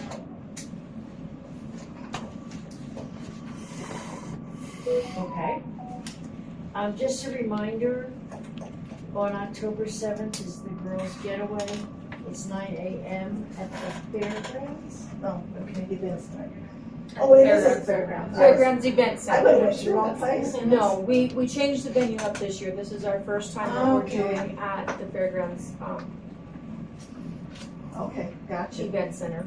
Yes, and it'll be 9 to 1, and we already have more vendors than we've ever had for the event, so we're pretty excited, and I get more applications every day. So Awesome. we have a lot of education planned for breast cancer awareness, and we're hoping to have some testimonies from survivors. Very nice. Haunted Trail is October 21st. We are, where's Kim? You want to talk about the flashlights? Yeah, so this year we're gonna try to do black lights. We're gonna take some fluorescent paint and paint some stuff up on the trail, and so then the community members, for donation, will get a black light flashlight that'll they can kind of illuminate things. So hopefully it'll be. In my mind, it's a cool idea, so hopefully, outwardly, yes, hopefully. So is it a different trail this year? So this says Flying V Trail, but it's actually still the Serenity Trail. Okay. That's what I was curious about. It's what now? It is a Serenity? It's at Serenity. Okay. My bad. Oh, okay. Please don't show up to the Flying. Well, I know, I was like, nobody will be There's no there. parking lot. Kim, do we still need groups for scares? Yes. That's what I was gonna So we're looking ask. for some scares, people to work some tables, to help with the flashlights, to kind of save on paper. We were gonna put the waiver online, which would maybe entice people to print it at home and fill it out, and then just give it to us when they get here.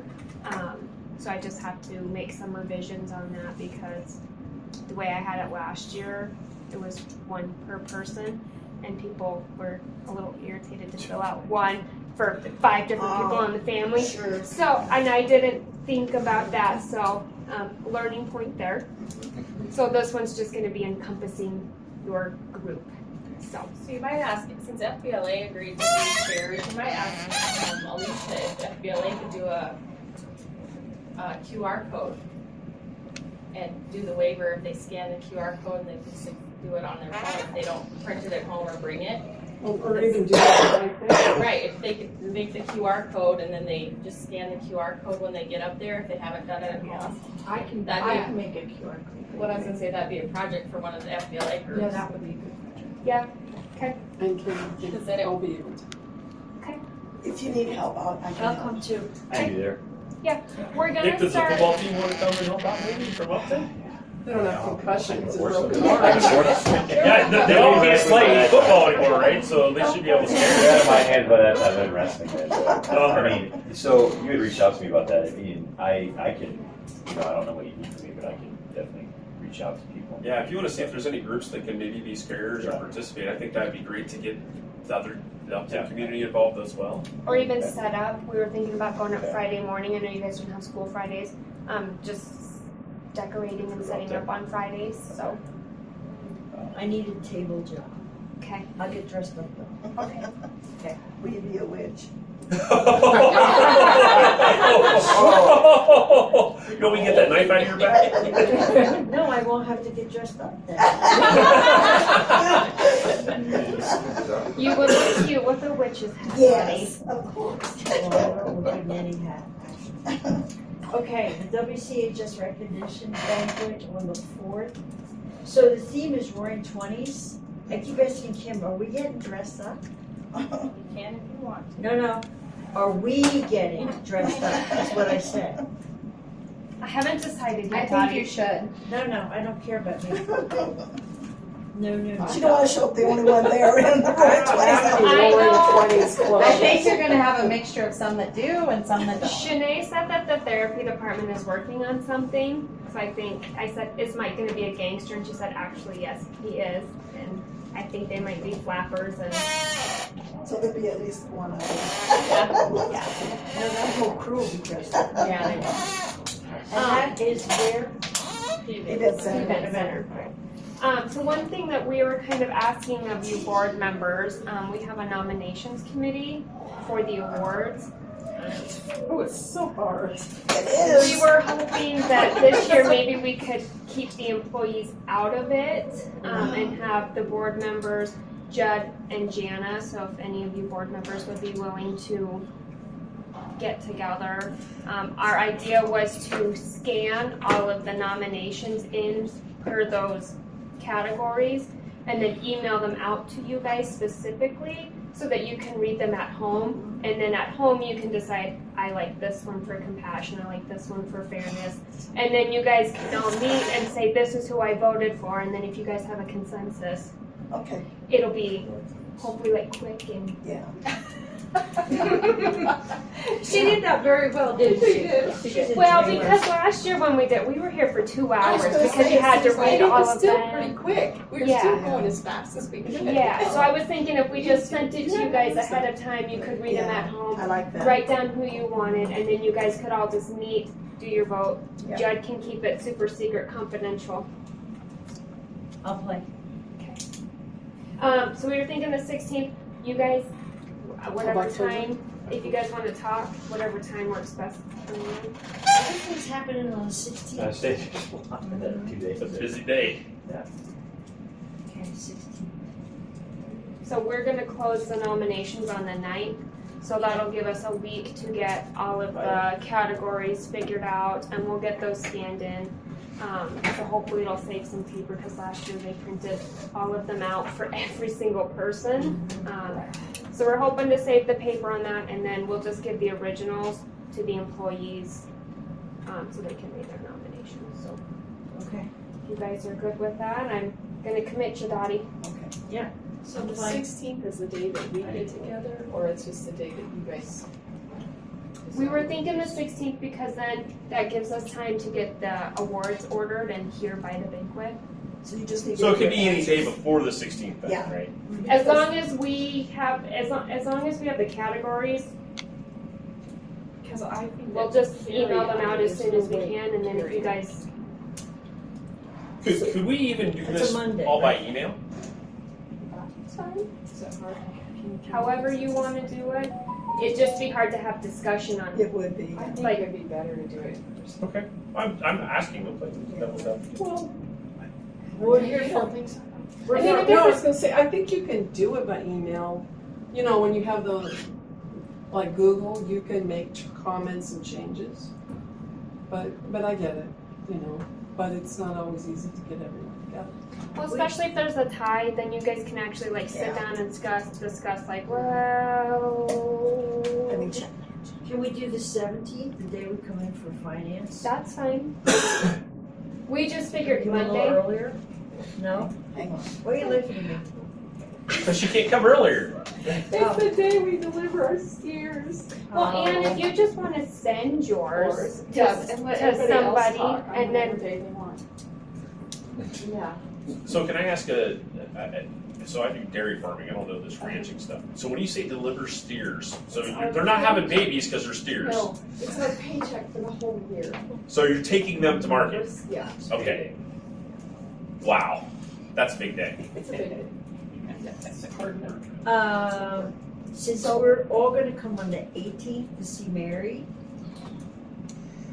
Does that give you enough time? is that enough time? we'll have to check with the awards company to see what their projected date is. They were pretty quick last year, Just have to put the names on the. but it gives us a week and a half to get them in. We can just put it on there with magic marker. Yeah. Oh, Post-it notes. The nominations close on the 9th. And so When we're are they closed? the 9th. The 9th. So we're hoping, I mean, and we could even really try and dedicate just the time to have it done by Wednesday. Well, what about the 16th? So what's going on the 16th? No, not the 16th. That sounds like a committee thing. We have it. No, it's a fundraiser. Oh yeah, that's when the dinner is. Do you want to do the Friday before the 16th? That's the 13th. That's Friday the 13th. Good That's my things lucky happen on the day. 13th. That's a perfect day. That's when I have a baby. Oh, you're having a baby on the 13th? Oh, you're mine. That's even hearing it. You're the grandma, yeah. Is it here or something? Pick a date, Like Sam. maybe something. 13th. I can do 13th. Can you do 13th? Yeah. It's the employee recognition. It's Oh, you picking- guys picking the. Picking the awards, She the wants the Service board- she wants Excellence the board Awards. members to do it.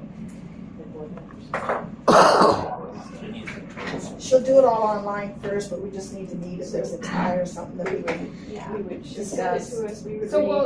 we'll send the nominations out via email. You can read everybody's nominations and the little story of why they nominated people, and then you just decide out of reading all of those stories who you think would deserve that award. We're just trying to keep the employees out of it.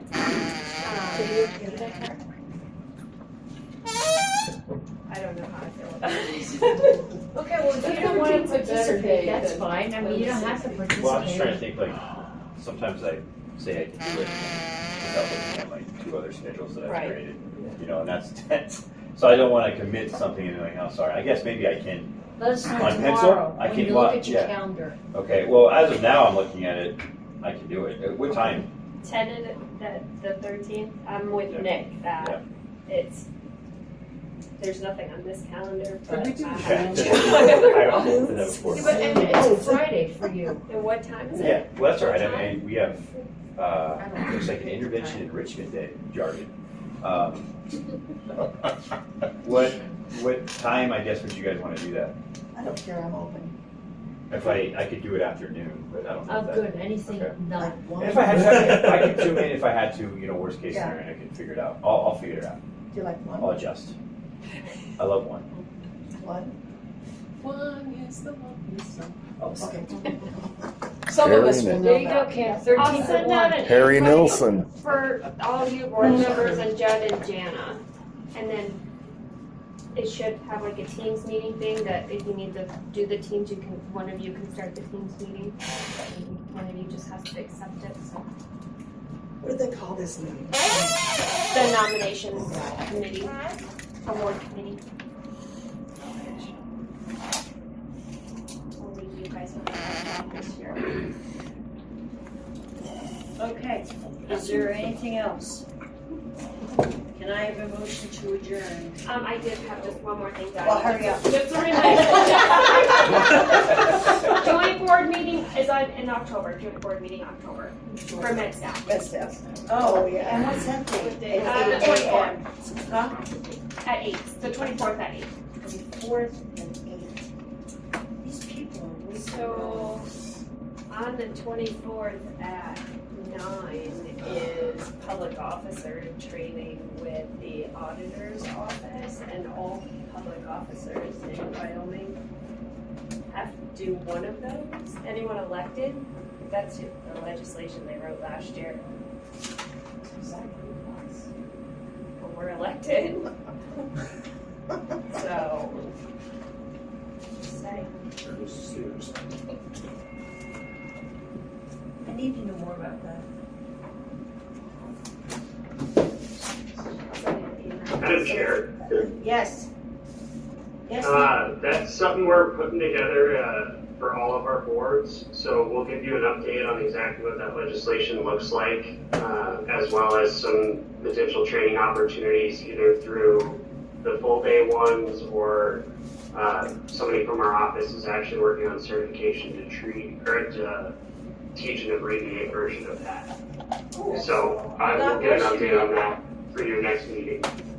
Thank you very much. That off my calendar then, in the hopes we can do it abbreviated. That's fantastic news. Thank you very much. Yes. Yeah, so that's a whole day from 9 to 5, which sounds. That sounds daunting. Sounds grueling. For volunteer elected officials, that sounds very daunting. You guys already work really hard. Huh? Okay. Okay. All right, is that it? I'm done. Okay. All right, can I have a motion to adjourn the public meeting? I'm going to adjourn. Okay, Nick, second? Wait, adjourn. What? You can adjourn. Yeah. You can adjourn. You could move into All executive. right. That's I right. don't want to. In addition to the weekly printed version of the newsletter journal, we also promote our community and share important information on our award-winning website, newslj.com, and in our weekly email newsletter, Nuke Now. We also connect with readers through various social media platforms and invite you to check us out on Facebook, Twitter, and Instagram. You can even take a look at a recent meeting of the City Council, School Board, or County Commission on our YouTube channel. We do hope that you will go to newslj.com and subscribe today, and we look forward to making all of our great content available to you. But regardless of your level of support, we thank you from the bottom of our hearts for doing your part to preserve a free and independent local press.